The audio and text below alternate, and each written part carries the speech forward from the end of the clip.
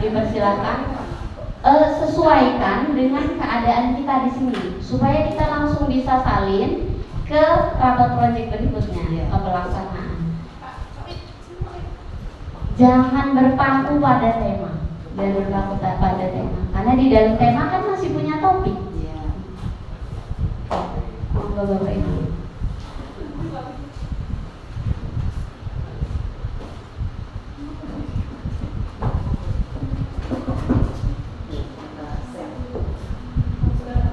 Bu Sukma, gabung kelas berapa?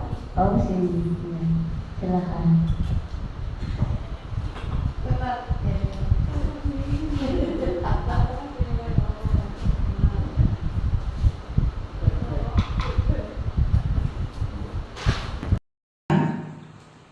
Yaitu melakukan tindakan yang sesuai dengan harapan dan tujuan mandiri, masih mandiri.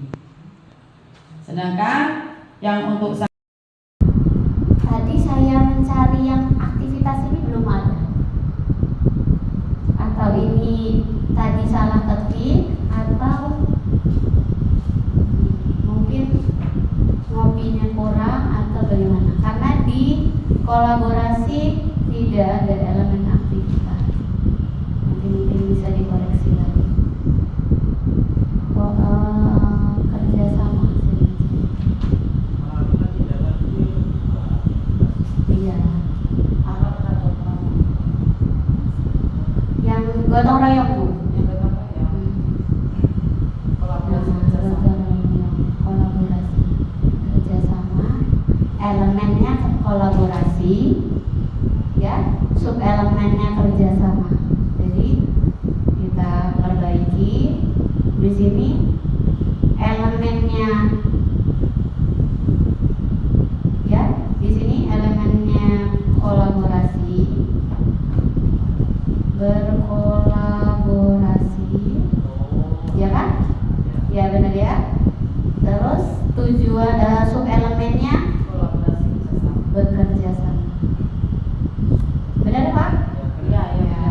Soalnya mungkin ngetik mau Betul sekali. Mungkin ada mistake. Kemudian lagi, tadi Ibu menyampaikan asesmen formatif, asesmen 1 dan 2. Asesmen diagnostik itu sudah baik, tadi melakukan pertanyaan. Kemudian asesmen formatif tidak harus pakai soal. Tidak harus pakai soal. Contohnya, anak diminta, karena ini elemennya kolaborasi, asesmennya tidak harus dalam bentuk kertas. Kolaborasi, kita meminta anak untuk membuat tim. Silahkan siswa A memilih timnya buat kelompok. Nah, itu bisa dikatakan asesmen formatif sudah. Ya, karena sudah itu termasuk asesmen juga, karena dia sudah dilatih. Kalau anak yang benar-benar dia mandiri, egoisnya tinggi, nggak mau dia berkelompok. Ada kan anak yang seperti itu, pasti mereka nggak usah lah, saya kawannya, saya itu pentingnya sama itu aja gitu. Padahal kita berkelompok itu ada greget ya, ketika sudah berkelompok dengan sendiri itu pasti beda.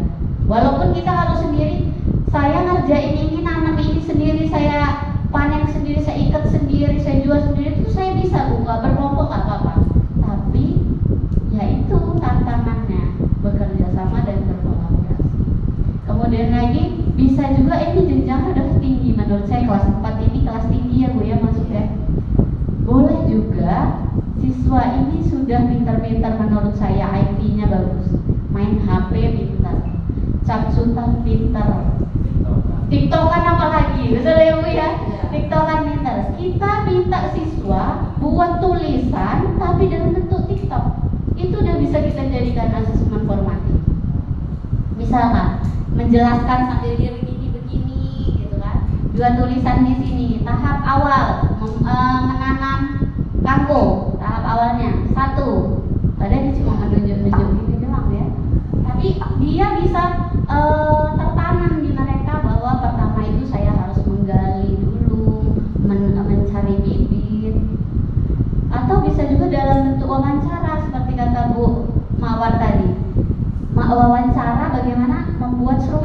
Bu ya, buat seruit. Ke orang tua, kita nggak bisa mendatangi satu orang tua satu-satu, nggak mungkin. Tapi buktinya dalam bentuk video.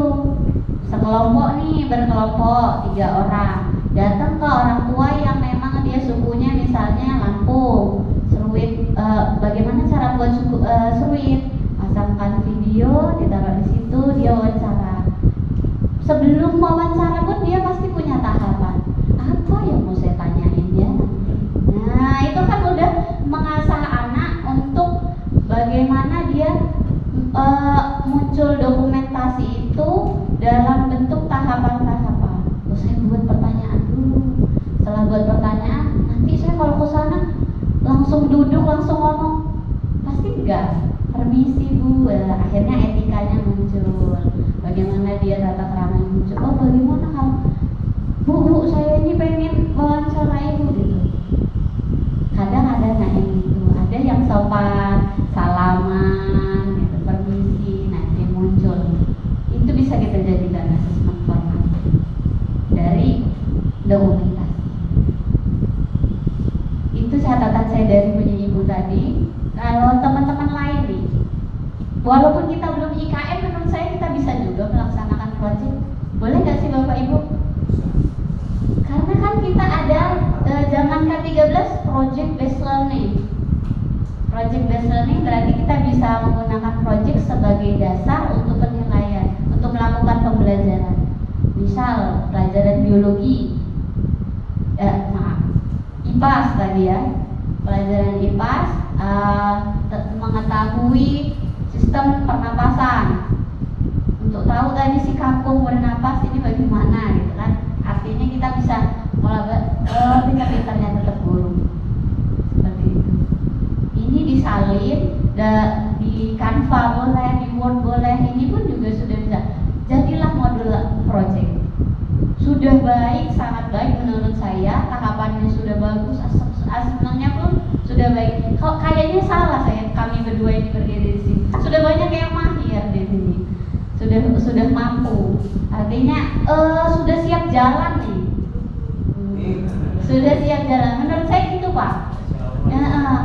Bahkan di project itu, di pelatihan mandiri project ada dokumentasi project, ada subbab namanya dokumentasi project. Di dokumentasi itu ada pertama bentuknya jurnal, ada jurnal tertulis, ada jurnal portofolio seperti itu. Ibu sudah melaksanakan jurnal. Saya project yang saya laksanakan di sana memang bentuknya portofolio digital, Google Sheets. Tapi kekurangannya ada Bu, kalau kita nggak siap nyiapin dokumennya nggak ada. Tapi kalau jurnal tertulis punya inspirasi salin cepat itu. Dan ini bisa Ibu bagikan juga dalam kegiatan pelatihan mandiri, bisa dalam bukti karya, bisa di BMM nanti untuk nambah rapor pendidikan supaya rapor pendidikan kita naik grade-nya. Sekolah kan punya rapor pendidikan ya Pak tiap tahun. Ketika kita sering mengakses PMM dan ada yang menuangkan bukti karya, kemudian aksi nyata, peningkatan. Pak Sigit ini termasuk penyumbang rapor di sekolahnya, rapor pendidikan peningkatan, karena beliau sudah melesaikan beberapa pelatihan mandiri dan bersertifikat. Itu cara kita mengapresiasi sekolah ya. Memang kita yang pintar sendiri, kita yang pintar sendiri, tapi hasilnya itu berdampak ke orang lain, ke sekolah dalam bentuk besar. Seperti itu. Dari kegiatan kita hari ini, ada nggak sih Bapak Ibu yang masih ganjel? Mungkin nanti bisa ditanyakan ke Pak Sigit atau ke saya sendiri. Monggo Bapak Ibu. Apa sih yang masih ganjel dari kegiatan project ini? Ayo ngomong. Yang secara langsung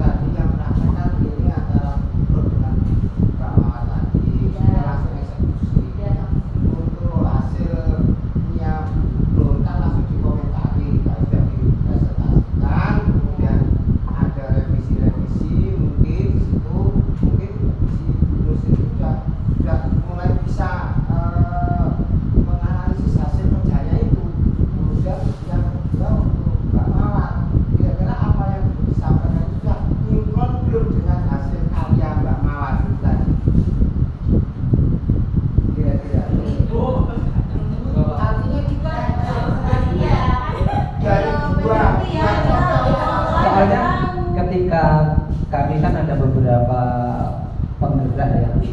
Untuk wilayah timur itu ada berapa ya? 7 kayaknya. 7. Jadi kami itu saling melengkapi. Ketika ini kayaknya yang ini si A si B, kita punya apa? Isi pelornya gitu. Karena kan kita harus menguasai banyak itu Pak, insya Allah nanti. Mau saya ketika kami hijrah pergi dari sini nanti ada benar-benar yang membekas. Makanya kemarin saya komunikasi sama beliau itu, Pak, ini yang mau ditekankan yang mana, terus ini itu ya Pak ya.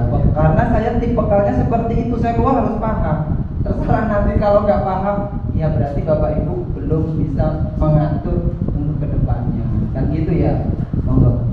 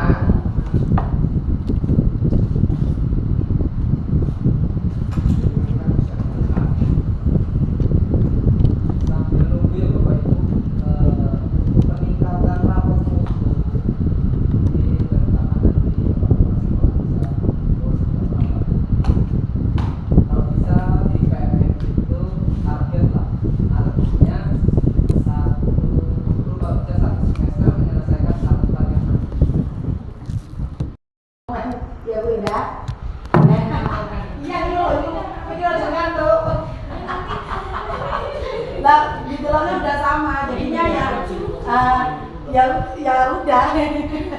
Beda jangan ya Bu ya.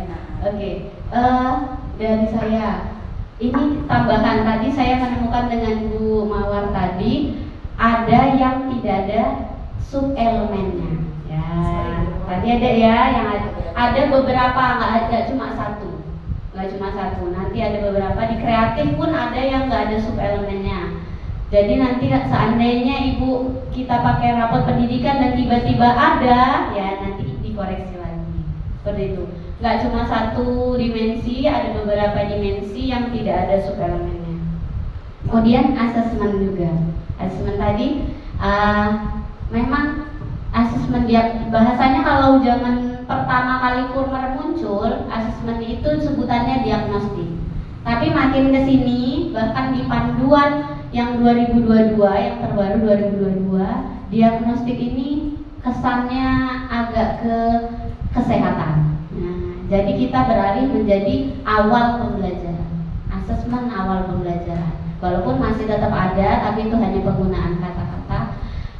Asesmen awal ini diperlukan supaya tahu juga anak ini sampai taraf mana yang mau kita kembangkan sampai di taraf mana. Sangat perlu. Di sini belum kita masukkan asesmen awalnya. Kemudian asesmen pun tadi ada yang bentuknya bermacam-macam ya Bapak Ibu. Tapi ada juga yang dari rubrik. Yang dari rubrik itu diusahakan misal kita 84 jam pertemuan tadi, minimal kita pernah melakukan itu 3 atau 4 kali. Jadi diselip-selipkan yang mana berkembang sesuai harapan tadi kita selipkan supaya kita tahu ada perubahan nggak sih anak ini dari awal sampai akhir. Seperti itu. Kemudian juga kita kan harus tahu juga karakteristik siswa. Ini anak kelas 1 SD ya Bu? Ini untuk kelas 2. Berarti karakteristiknya akan berbeda dengan anak kelas 4. Itu sebabnya kita harus tahu diagnostik awalnya tadi, awal pembelajarannya tadi, mereka ini mampunya sampai di mana gitu. Kadang kan kita bisa muncul anak-anak yang ternyata menurut kita di kelas diam saja, kemudian responnya kurang. Ketika kita kasih aktivitas yang lain, dia diminta untuk menggambar, mewarnai, itu dia lebih muncul. Itu kalau kata Pak Biji dan Pak Doni kemarin, jangan ajarkan kura-kura itu memanjat, ya kan? Sesuaikan dengan karakteristiknya. Tapi kura-kura itu bisanya berenang dan berjalan lambat. Ya memang begitu kodratnya, jangan dipaksakan. Jadi kelas 2 itu kodratnya baru sampai di mana kita harus tahu dulu. Mungkin kalau guru kelas kan lebih tahu. Tahapannya sudah menurut saya baik, sangat baik, sampai di presentasi. Bahkan nanti kita nggak tahu anak-anak kelas 2 ini kalau kita suruh presentasi seperti apa. Ya nggak sih Bapak Ibu? Tapi masuk akal, tetap harus dipresentasikan. Misalkan nih, ada dia bikin seruit nih, entah dia ngulek kayak mana, dia ulek betul-betul udah dengan gaya anak-anaknya pasti berbeda-beda. Mungkin digantinya dengan cerita. Iya, kita di cerita. Nah, di presentasi kan kita Iya, betul sekali Pak. Bahasa kita mungkin presentasi.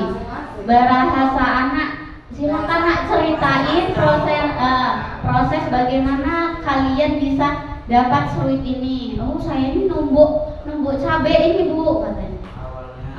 Awalnya ini ikannya saya goreng. Kenapa kok nggak dibakar?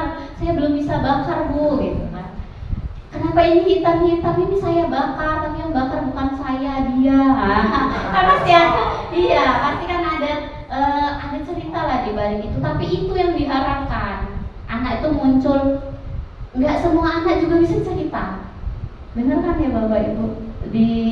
Saya pernah ngajar SD, baru lulus kuliah saya ngajar SD dulu. Ngajar SD di Bandar Lampung. Walaupun ya katanya di Bandar Lampung satu jenjang ada 4 kelas, termasuk sekolah besar. Tapi ya tetap ada. Bahkan dia mau mengungkapkan dirinya sendiri, mau menceritakan kamu tadi habis ngapain gitu. Itu aja masih sulit. Artinya ya karakteristik tadi. Setiap anak punya karakternya berbeda dan itu bawaan yang mau kita asah, kita tuntun untuk menjadi yang arah lebih baik. Seperti itu. Kemudian di sini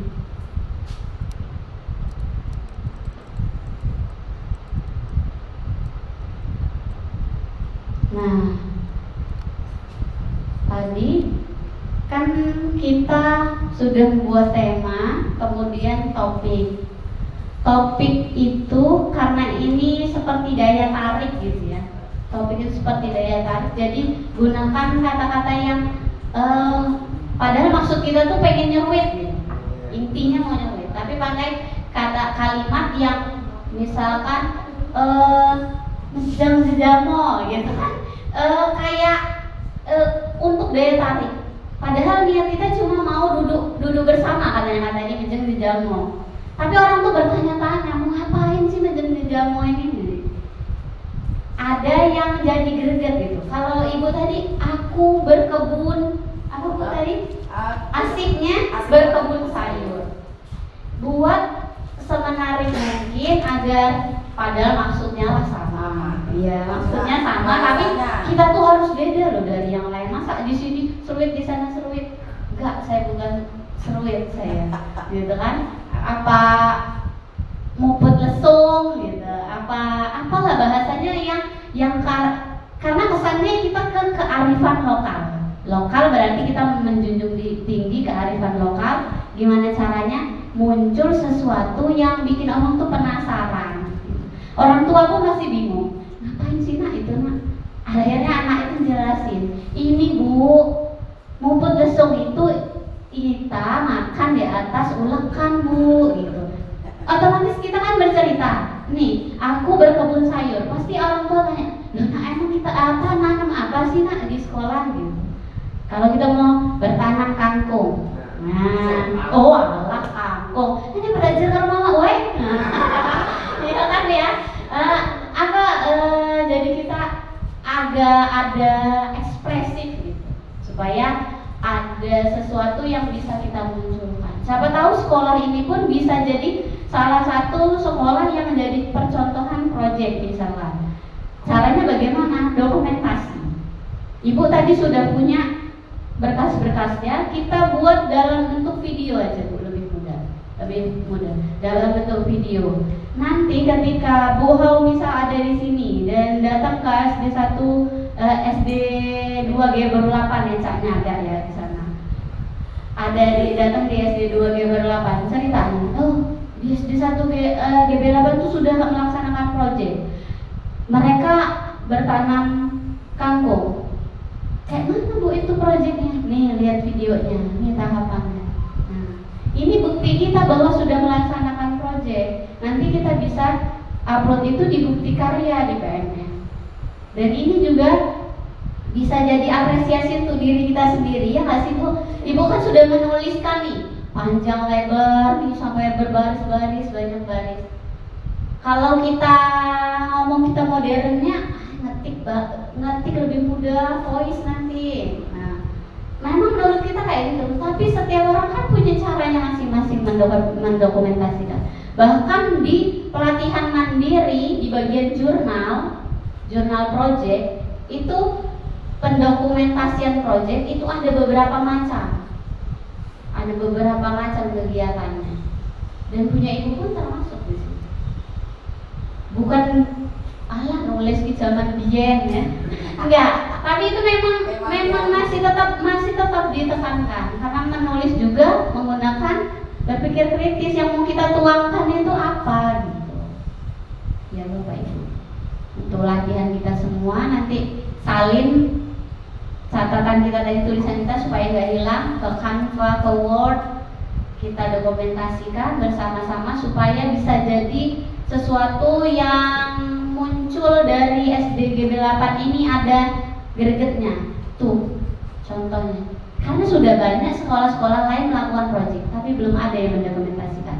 Masih dalam bentuk persiapan TikToknya aja, gebiarnya aja, tapi prosesnya belum ada Bu. Malah kita Prosesnya sudah, yang di luar belum. Jadi orang itu harus tahu dulu, ya. Orang tahu kita punya prosesnya. Ibu silakan dokumentasikan, buat Ibu videonya, misalkan di video Ibu yang berbicara, teman-temannya bisa jadi daya tarik juga untuk kita, seperti itu. Kalau dari teman-teman lain ada yang mau disampaikan? Dari Pak Sigit, cukup? Ada pertanyaan lagi? Sedikit Bu. Iya Pak. Ini sehubungan dengan kegiatan proyek tadi itu kan tadi ditawarkan ketika anak itu kan mempunyai bakat mungkin karakter yang berbeda-beda. Jadi ketika kita programkan, kita tawarkan, kita mau membuat judul atau topik ini, berarti untuk yang anak yang mungkin tidak atau belum tertarik dengan judul itu, kira-kira bagaimana Bu cara kita mengarahkan ke topik yang kita rencanakan? Kan kita rencanakan Bu, kita pilih kira-kira anak kita mampu melaksanakan ini karena mungkin sarananya ada dan itu. Kalau anak kan tidak ngerti pertimbangan seperti itu, jadi kita giring ke situ. Nah, itu kita termasuk menjajah anak enggak kira-kira?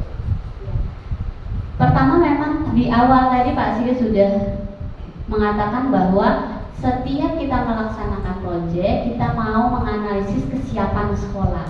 Kan pertama, kesiapan sekolah itu yang utama, sarana, prasarana dan lain-lain. Tapi ketika kita menawarkan ke siswa, yang dominan mana? Kita nggak mungkin bisa nurutin satu-satu ya Pak. Yang dominan yang mana? Ketika yang dominan ini muncul, kan kadang kita voting, kadang pun kita kasih pilihan mau yang ini atau yang ini. Kalau tidak mau yang ini, kita harus yang ini. Dengan konsekuensi kegiatan, misalnya pilihannya mau menanam kangkung dalam keadaan kemarau, tapi konsekuensinya harus ngangkatin air. Nah, Atau mau kearifan lokal, seruit dan sebagainya, tapi kalian pasti ada iuran untuk beli ikan, untuk beli bahan-bahan. Ya disampaikan konsekuensinya. Kalau memilih ini nanti jadinya begini, kalau memilih ini jadinya begini. Ketika si dominan ini akan memilih yang lebih banyak tadi, misalkan banyak yang memilih menanam kangkung, otomatis yang kurang ini tadi kita terus menerus. Kalau menurut saya sih sosialisasinya terus menerus. Sosialisasinya terus menerus bahwa ini kegiatan bukan untuk pencapaiannya, bukan untuk kangkungnya tumbuh gede dijual laku, bukan. Tapi ini sikapnya. Yang diharapkan dari sikap menanam kangkung ini, kamu punya akhlak kepada alam, bisa menganalisis mana yang ramah lingkungan, mana yang tidak ramah lingkungan, seperti itu. Disampaikan. Ada anak yang mengerti, ada yang belum mengerti. Yang belum mengerti ya terus menerus disampaikan, seperti itu Pak. Karena tadi saya temukan di dalam kegiatan itu ada yang menawarkan dipancing anak untuk memilih kelompok. Iya. Nah tadi di situ kan ada pilihan anak, saya nggak mau dengan itu. Itu Iya. pasti itu. Pasti. Nah, itu pasti. Nah kira-kira sikap bijaknya kira-kira bagaimana? Kalau menurut ibu, Iya. kira-kira kalau di SD? Iya di SD. Saya pernah Pak kayak gitu. Jadi dia memang anak perempuan yang memang benar main sama perempuan, nggak mau sama sekali sama anak laki-laki. Ketika buat kelompok pun begitu. Itu masih zaman ke-13 malahan ya, masih 2012 saya di SD. Nggak mau sama sekali. Tapi treatment kita, gimana caranya anak itu mau bukan terpaksa. Misal berkelompok dengan menghitung 1, 2, 3. Yang satu berkumpul, 2 berkumpul, 3. Kalau yang kelompok 1 berkumpul dengan angka 1, kelompok 2 dengan kelompok 2. Atau bermain dulu, bermain. Buat lingkaran besar, lingkaran kecil. Lihat gurunya megang tangan berapa? 3, berarti kumpul 3 orang. 4 orang. Loh, yang nilai kan kalian sendiri tadi berempat. Tuh berpegangnya dengan 4 orang. Berarti itu yang buat kelompok. Bisa juga kita tawarkan yang rumahnya dekat, seperti itu Pak. Artinya siswa nggak ada paksaan dari dirinya. Anak kalau terpaksa biasanya hasilnya nggak maksimal. Tapi harus terjadi. Iya harus terjadi. Iya. Supaya heterogen ya Pak. Ada campuran di dalam. Kalau kita terus menerus dengan anak itu, kolaborasinya nggak mungkin terjadi. Kolaborasi untuk mencapai target. Kalau anak SMA tadi, kalau anak SMA ngegeng ya biasanya, ya kan? Iya, oh dia ngegeng juga. Dia tuh kalau gengnya ini kalau Nah, ini saya beda. Sekarang gini aja, ambil berapa orang dari beberapa itu anak. Jadi Iya. seperti itu, kelompoknya masing-masing segini orang, udah pilih masing-masing kan seperti itu Bu akhirnya. Iya, Nah, katakan anak-anak saja. maunya kayak gitu kok, yang gengnya ini loh Pak. Bahkan SD dulu nih. Ngegeng. Kalau dia ngegeng duduknya pasti samaan. Iya. Bersama-sama 4 orang bareng. Kalau kita hitung 1, 2, 3, 4 jadi 4 kelompok ya. Satu-satu terpecah. Maksud kita mau mengkolaborasikan semua anak dalam satu kelas itu, dia main dengan ini, nggak pilih-pilih. Iya. Gitu.